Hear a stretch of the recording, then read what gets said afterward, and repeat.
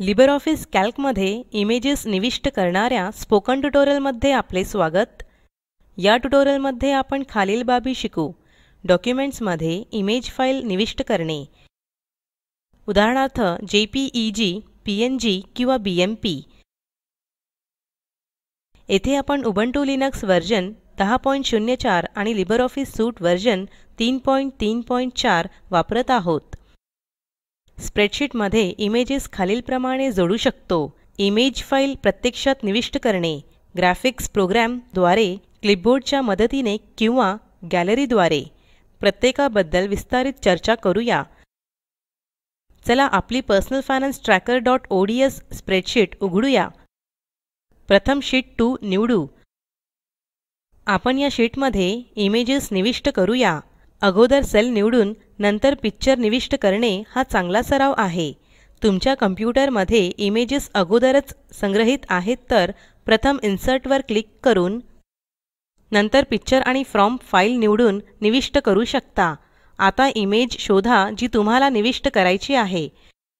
मी अगोदरच डेस्कटॉप वर इमेजेस नावाच्या फोल्डर मध्ये काही इमेजेस संग्रहित केल्या आहेत।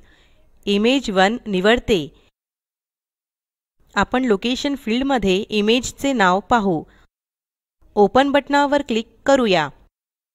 स्प्रेडशीट मध्ये दिसणारी इमेज पहा।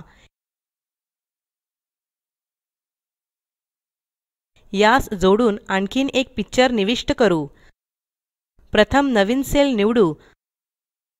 आता इन्सर्ट आणि पिक्चर वर क्लिक करा आणि फ्रॉम फाइल निवडा। आणखीन इमेज निवडू। आता इमेज 2 वर क्लिक करा। डॉक्युमेंट्स मध्ये इमेज जोडण्यासाठी लिंक पर्याय तपासा आणि ओपन वर क्लिक करा। डायलॉग बॉक्स मध्ये कीप लिंक बटनावर क्लिक करा। पिक्चर आता फाइल मध्ये जोडला आहे। लिंकिंग जोडणे। जेव्हा आपण फाइल लिंक करतो, प्रथम हे स्प्रेडशीटचा आकार कमी करते जेव्हा ही सेव्ह होते। त्यापासून आपली स्प्रेडशीट इमेज समाविष्ट करत नाही। दुसरे, हे प्रयोगकर्त्याला दोन्ही फाइल्स स्वतंत्रपणे बदल करण्यास सक्षम बनविते। इमेज फाइल मध्ये केलेला कोणताही बदल स्प्रेडशीट मधील लिंक्ड इमेज वर प्रदर्शित होईल। आता इमेज 2 चा रंग बदलू, जी ग्रेस्केल मधून फाइलला जोडली आहे। मी हा पिक्चर एडिट करण्यासाठी गिम्प पिक्चर एडिटर वापरत आहे। तुम्ही तुमच्या मशीनवर प्रतिष्ठापित केलेला कोणताही एडिटर वापरू शकता। प्रथम पर्सनल फायनान्स ट्रॅकर.ods सेव्ह करून बंद करू। नंतर इमेज फोल्डर वर जा। इमेज 2 निवडा। आता राइट क्लिक करून ओपन विथ गिम्प निवडा। गिम्प मध्ये इमेज 2 उघडेल। आता इमेजला कलर वरून ग्रेस्केल मध्ये करूया। आता ही इमेज सेव्ह करून बंद करूया। आता पर्सनल फायनान्स ट्रॅकर.ods उघडू। ग्रेस्केल मध्ये इमेज 2 प्रदर्शित आहे। तरीही फाइल लिंक करण्याचा एक मोठा तोटा असा आहे की जेव्हाही ही स्प्रेडशीट इतर कॉम्प्युटर किंवा प्रयोगकर्त्याला पाठवायची असेल तर तुम्हाला स्प्रेडशीट आणि इमेज फाईल दोन्ही सोबत पाठवावी लागेल। याचा अर्थ तुम्हाला नेहमी त्या स्थानाची माहिती असायला हवी जेथे तुम्ही दोन्ही फाइल्स संग्रहित केल्या आहेत। या इमेजला स्प्रेडशीटच्या उजव्या बाजूस हलवू। स्प्रेडशीट मध्ये इमेज निविष्ट करण्याची आणखीन एक पद्धत म्हणजे फोल्डर वरून ड्रॅग करणे। जेथे तुम्ही इमेज संग्रहित केली आहे आणि त्यास तुमच्या स्प्रेडशीट वर ड्रॉप करून चला इमेज ड्रॅग आणि ड्रॉप करू। आता इमेज फाईलला तुमच्या स्प्रेडशीट मध्ये प्रत्यक्षात ड्रॅग आणि ड्रॉप करा जेथे तुम्हाला ठेवायची आहे तेथे। तुम्ही पाहाल की इमेज तुमच्या डॉक्युमेंट्स मध्ये निविष्ट झाली आहे। या बदलास Ctrl आणि Z दाबून अंडू करू। आता ड्रॅग आणि ड्रॉप पद्धत वापरून इमेज लिंक करूया। हे सुद्धा सोपे आहे। स्प्रेडशीट मध्ये इमेज ड्रॅग करत असल्यास केवळ Ctrl आणि Shift कीज दाबून पकडून ठेवा।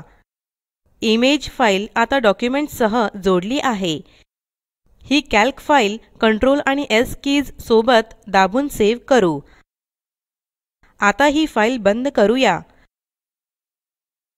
आता फोल्डर वर जाऊ जेथे इमेज स्थित आहे. image3.jpg इमेजला image4.jpg नाव देऊ, जी आपण फाइल मध्ये निविष्ट केली आहे. आता पुन्हा पर्सनल फायनान्स ट्रॅकर.ods फाइल उघडा. तुम्ही पाहता की जोडलेली इमेज आता दिसत नाही. लिंक पाथ एरर दर्शवित आहे. ही लिंक डिलीट करूया. ट्युटोरियल थांबवून असाइनमेंट करा. कॅल्क शीट मध्ये लिंक स्वरूपात इमेज निविष्ट करून सेव्ह आणि बंद करा. ज्या फोल्डर मध्ये इमेज संग्रहित आहेत त्यावर जा आणि इमेज डिलीट करा. इमेज आता ही कॅल्क फाइल मध्ये दर्शित आहे का उघडून तपासा. आता पुन्हा इमेजला इमेज फोल्डर मध्ये पेस्ट करा. कॅल्क फाइल मध्ये इमेज दर्शित आहे का ते तपासा. स्टँडर्ड टूलबार च्या खाली असलेला नवीन टूलबार पहा.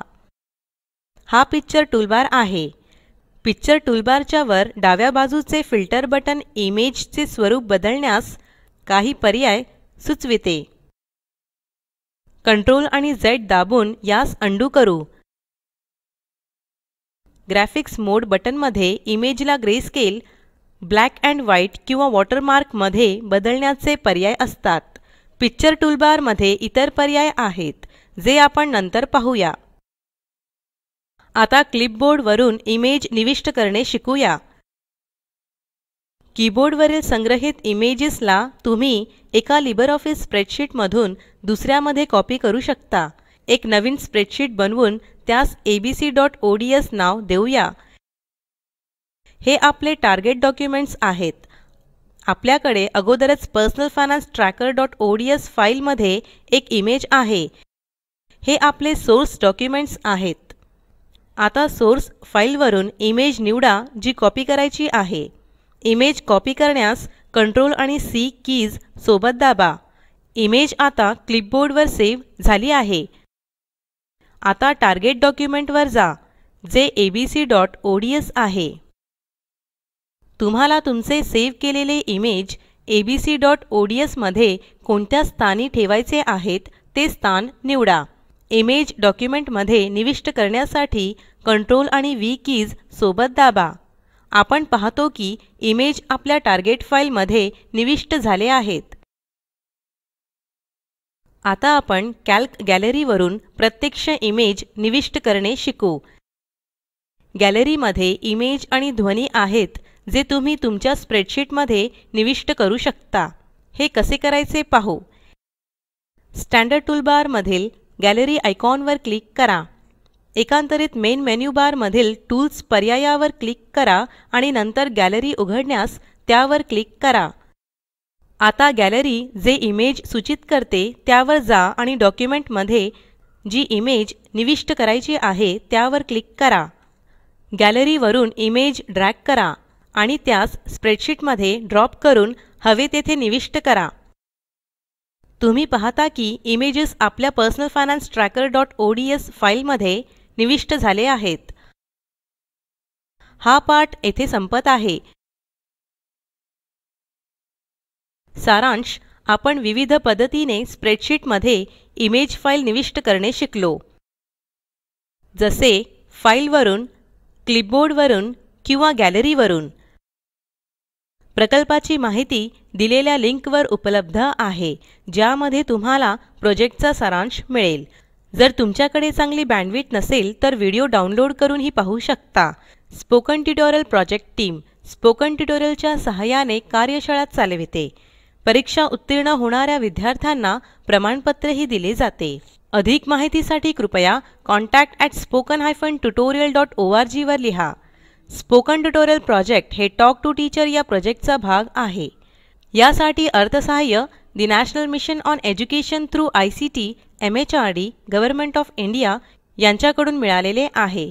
यासंबंधी माहिती पुढील साईटवर उपलब्ध आहे. spoken-tutorial.org/nmeict-intro. या ट्युटोरियलचे भाषांतर कविता साळवे यांनी केले असून मी रंजना भांबळे आपला निरोप घेते. सहभागासाठी धन्यवाद.